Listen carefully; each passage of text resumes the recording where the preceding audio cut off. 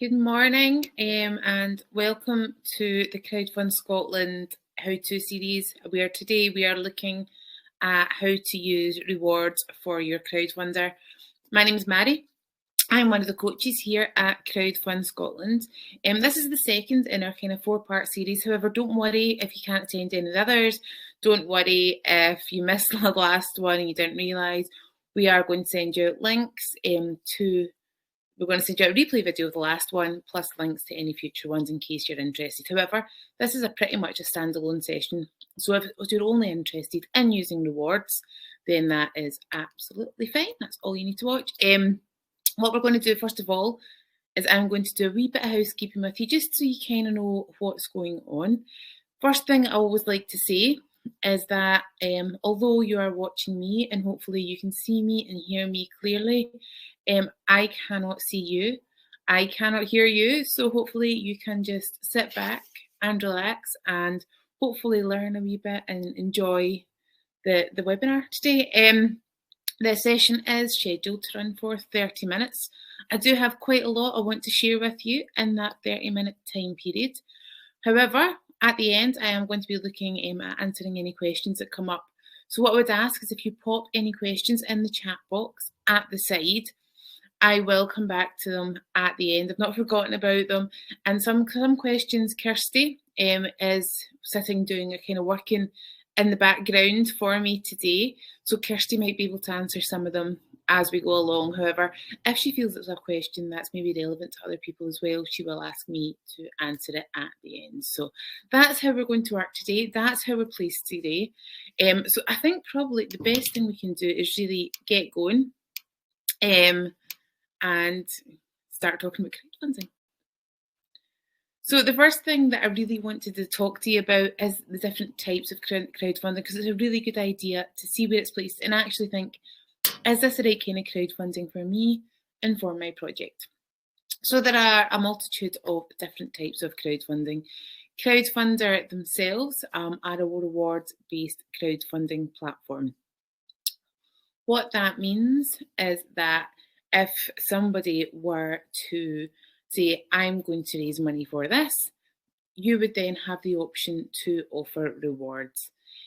So with different types of crowdfunding, there are donations-based crowdfunding, which Crowdfunder do deal with, rewards-based crowdfunding, community shares, lending and equity. So I'm going to start talking about lending and equity. Crowdfunder don't deal with lending and equity. However, it is important for you to know that these options are available from other kind of crowdfunding avenues. Lending would be, for example, you had a project that you wanted to raise some money for. You would say to the crowd, would you lend me money and I will pay it back? So you're then in lending, you are then paying anything back. Equity crowdfunding is offering shares within a business. So for example, you have a business and you say, okay, if you give me money, I will give you shares in my business. This may pay out dividends, whatever it is. We don't deal with either of these. However, there are other websites that do, for example, Crowdcube, things like that. You can look into that if you're more interested. What Crowdfunder do deal with is we deal with donations-based crowdfunding, rewards-based crowdfunding, and community shares-based crowdfunding. Now, I always talk about community shares-based crowdfunding first, and the reason I talk about that is because it contrasts with equity. So with community shares, it is generally for maybe asset transfers, things like that, where the community owns whatever the asset is, or they're buying whatever the asset is. With community shares, if you hold 500 shares or one share, the main point is that you only get one vote on what happens within this community shares project. This stops there ever being any kind of monopoly. Community shares cannot be traded on the stock market like equity can either. So that would be community shares, which we do deal with at Crowdfunder. Donations-based crowdfunding, if you were running a marathon or you had a really good cause and you just wanted people to donate because they cared, because you felt they maybe felt as passionate as you did, that would be donations only, and at Crowdfunder we do deal with that as well. However, today our focus is on rewards and rewards-based crowdfunding. So that is what Crowdfunder deal with the most, and that is something that we are passionate about. And the reason that we are so passionate about rewards-based crowdfunding is because we find people are more likely to pledge on a project that is offering rewards, so you're more likely to raise your money. Now, rewards come in a lot of different forms and a lot of different types, so we're going to cover that today and hopefully really get you feeling a bit creative to actually see what is going to be of benefit to you. So we're going to look at why people pledge. So there are three main reasons we have found why people pledge on a crowdfunder programme. The first one is they want to support the project owner. Perhaps it's somebody they know, friend, family, a business they know, a community group they know, but whatever it is, they want to support the project owner because they care. They think the project is worthwhile, and we do see quite a lot of this. If the project is something that's doing good in the community, perhaps as maybe a local business that's starting up, people would really like to see locally, that would be another thing. If it's raising money for something ecological, whatever it is, they think the project is worthwhile, and that makes them more likely to pledge. And finally, they want the reward. We quite often see that generally people do love a reward. It makes them feel their pledge has been appreciated, and it makes them almost feel part of the project, regardless of what it is. You can see there are areas where these circles are overlapping. And the reason that they are overlapping in this way is that because if somebody thinks the project is worthwhile and they want the reward, they are more likely to pledge on the project. If they want to support the project owner, they think the project is worthwhile and they want the reward, again, even more likely to pledge.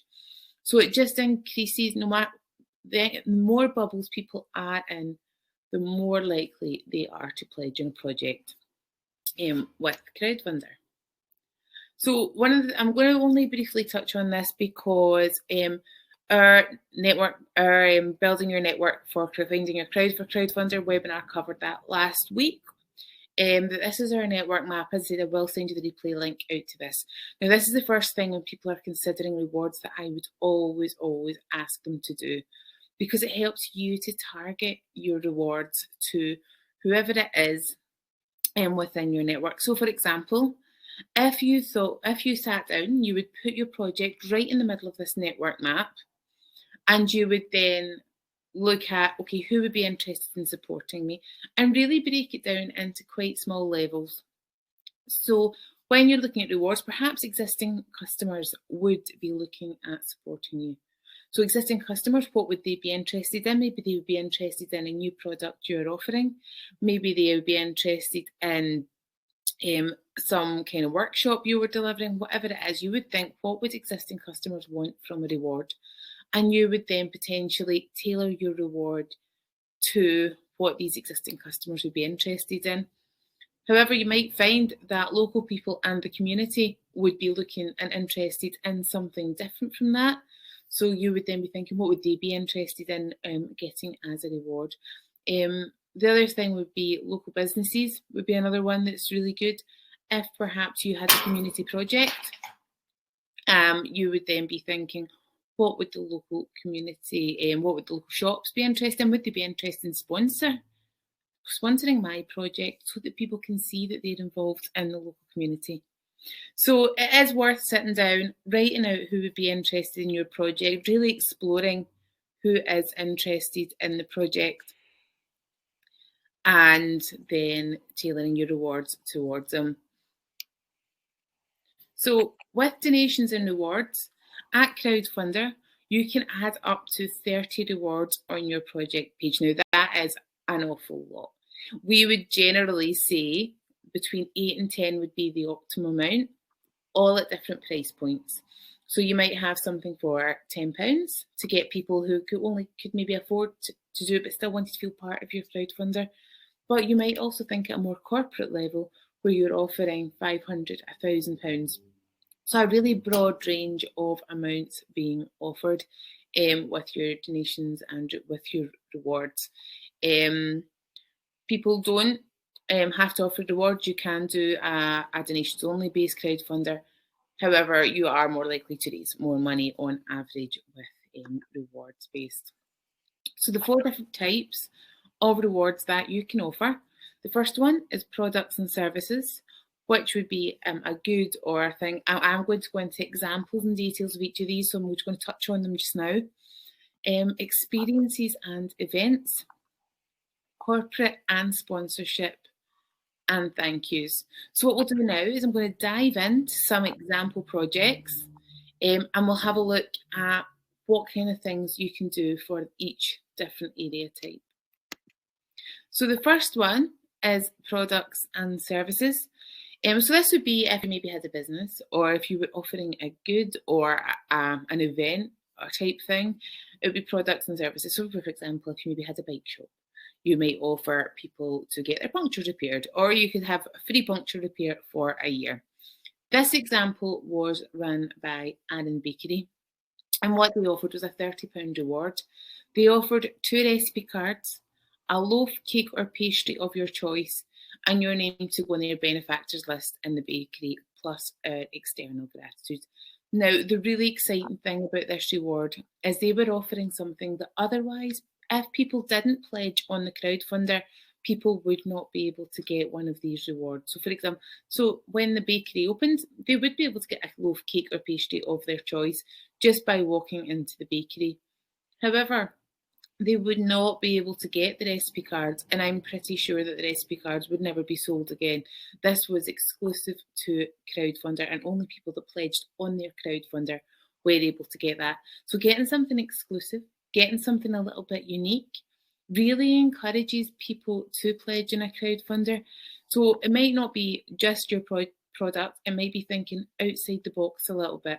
What else could I offer that's a bit special? Are these going to be the first people to get this new product? Are these going to be the first people to get this? Are they going to get, for example, a recipe card that they otherwise wouldn't get? So it is worth thinking about those. So that would be kind of products and services that you could offer as a reward. The next example is experiences and events. So this was Garter Stitch Farm, and what they offered was farm to table dinner for 2 for £85 or more.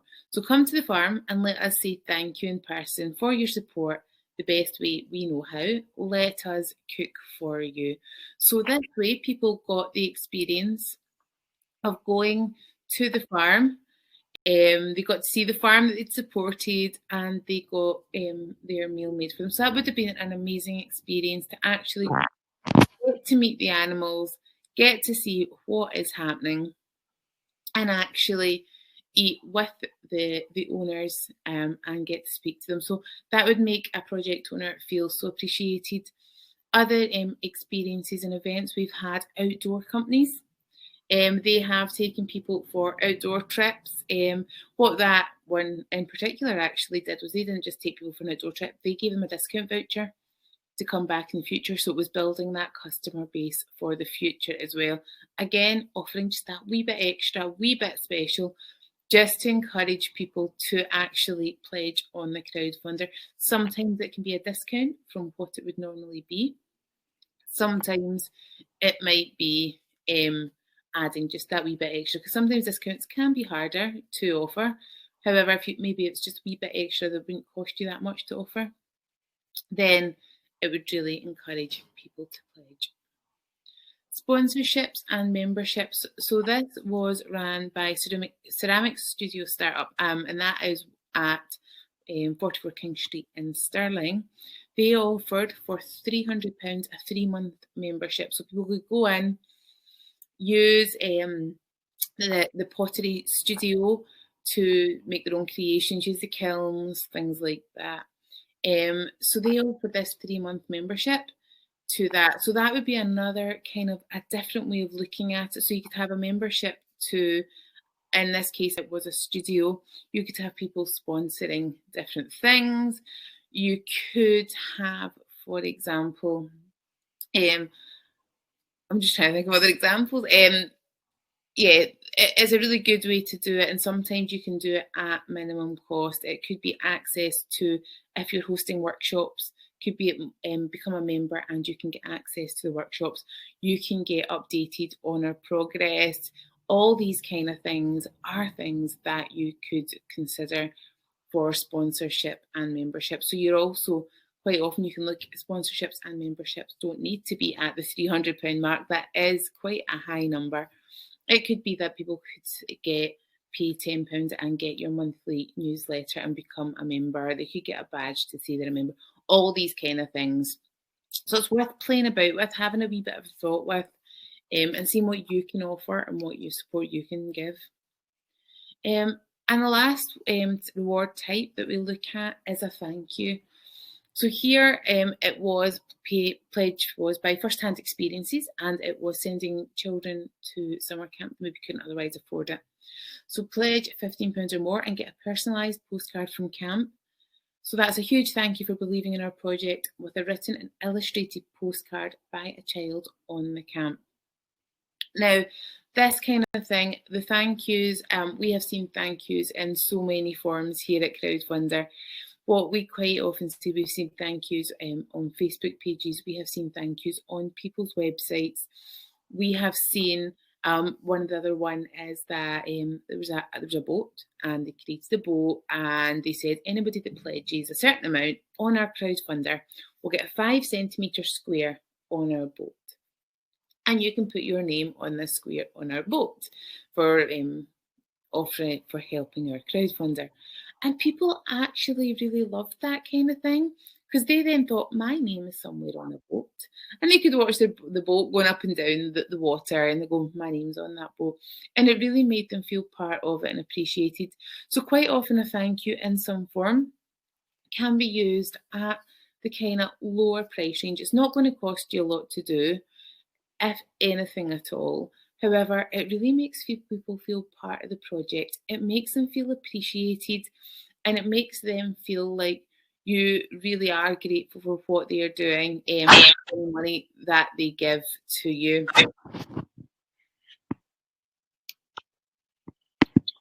So we're going to look at our project example, and this is Way Greener. And they had a mission to open a zero waste refill shop. So this is kind of an example of what they did. So they raised £12,400 with 158 supporters. So this was an example of the reward. I'm actually going to show you their project page now, so that you can see what kind of project rewards that they did offer and what project rewards actually do look like on a Crowdfunder page. Oops. Sorry, I've just bringing it up now.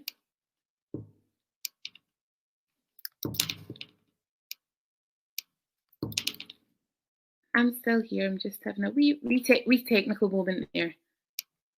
That should be it coming up. So this was their Crowdfunder page. So you can see that it is there. And at the right hand side, this is where you would get to see the rewards on your Crowdfunder page. So at the right hand side, you can see that they have at the top here what we call a featured reward. So for example, if you thought a reward was particularly good, if you in particular wanted people to encourage people to pledge in that reward, you could make it a featured reward on your page. So that would be the first reward that people would see and would be right at the top. You can also underneath you then see the rest of the rewards. Now these go in numerical order. So it's the lowest priced reward first. Oops, I've scrolled a bit far. And it goes up to their highest priced reward at the bottom. So their highest priced reward was £100 or more. The other thing you can see on this actual project, you can see that it says 1 of 1 claimed, 10 of 10 claimed. So what that means is this project owner has said, I only have 10 spaces available at the cleaning product workshop.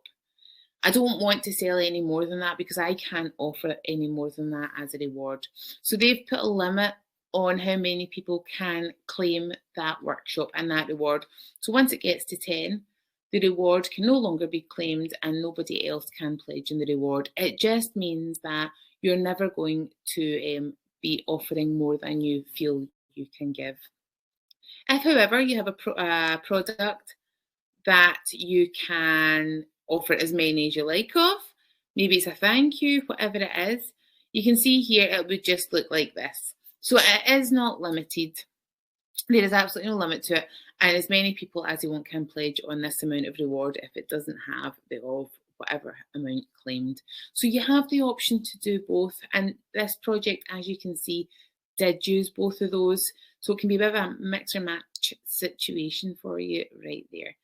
So that is what you would be looking at with regard to a project page. That is what it would look like for you, and that is how your rewards would look for anybody coming onto them, and how you can actually make the most of some of those rewards to really emphasize the rewards on there. So something that encourages people to pledge as well is ensuring that you have the right target set. If somebody came onto your crowdfunder and they couldn't understand how you were raising the money, I mean, if you had maybe a £3 million project and they're like, I'm not sure how you're going to raise £3 million for your project, it might seem a bit unrealistic to the person who is coming to donate, so maybe less likely to pledge. So setting the right target is such an important task. So we find with rewards, the average pledge on Crowdfunder is £50. We find that 1 in 20 people who view a project will make a pledge. So it's worth once, remember at the start, we spoke about network mapping and sitting and looking at that kind of bubble of people who might support your project. So at that point, it might be worth sitting down and going, okay, how many people are in this bubble and how much realistic can we raise? And can we explain what we're going to use the money for and prove that what we are doing is realistic and is entirely possible? So we've looked at calculating the right target for your project and what the minimum needed is. We've identified the crowd to tailor the rewards. We've looked at offering a range of rewards at different price points. We haven't spoken about launching a reward halfway through, but this can be a great idea for really encouraging people on. So you can create an update saying we have a new reward on our Crowdfunder page. And for that point of view, they can then go, okay, there's a new reward, and they will come back and maybe pledge again. So it's encouraging people to pledge again on something that's new and exciting and really keeping that buzz generated for crowdfunding. So what's next for you and for your perspective? So I will be emailing you after this. You will get a replay of this particular webinar, and I will be giving you a replay of the webinar from from Monday it was, which is covering network mapping, creating a network map. So we looked a wee bit at the network map, but this was into more depth on finding your crowd. So I'll send you a copy, the replay video of that, plus the replay video of this. There are further how-to events that we are running. We have how to create a great crowdfunder page, how to run a successful crowdfunder, and then following on from that, we have crowdfunding your new business webinar. Now these can all be found on our Eventbrite page, which the link will hopefully be in the chat box. However, I will also send you the link for that, so don't panic about copying it or taking it down. I will email you the link for that. You can explore other projects that have ran as part of Crowdfund Scotland, crowdfunder.co.uk/crowdfund-Scotland. You can go, we do have an online learning platform, and what that does is that tells you a little bit more about crowdfunding. It gives you a full overview of how to build your crowdfunder up, and it's a really good place just to sit down and go through what do I need to do, what other information do I need to put this crowdfunder together. So again, the link's there, and I will send that link out to you. And you can start crowdfunding at any time at crowdfunder.co.uk. I always suggest to people who come to our webinars that sometimes, even if you're just thinking about crowdfunding just now, logging on to the Crowdfunder website and creating yourself a profile is a fantastic idea because it does allow you to see what you're going to be faced with and what kind of things you need to put in, what kind of requirements there are. So I'm going to now see if we've got any questions. You can get in touch with us at any point at scotland@crowdfunder.co.uk. That'll put you in touch with the Crowdfund Scotland team. We have a Facebook page, which is just Crowdfunder, and our Twitter handle is Crowdfunder UK. I'm not seeing any questions at the moment, but what I will say is if you go away from this and you do have any questions, I know quite often when I leave things, I have questions after or they come up. Please don't hesitate to drop us an email at scotland@crowdfunder.co.uk. We will be so happy to get back to you and answer any questions that you have. And you will have my email address as well because I will be emailing you. So thank you for attending, and I hope that it's helped you think about your crowdfunder and any rewards that you could perhaps use for Crowdfunder. Thank you. Goodbye.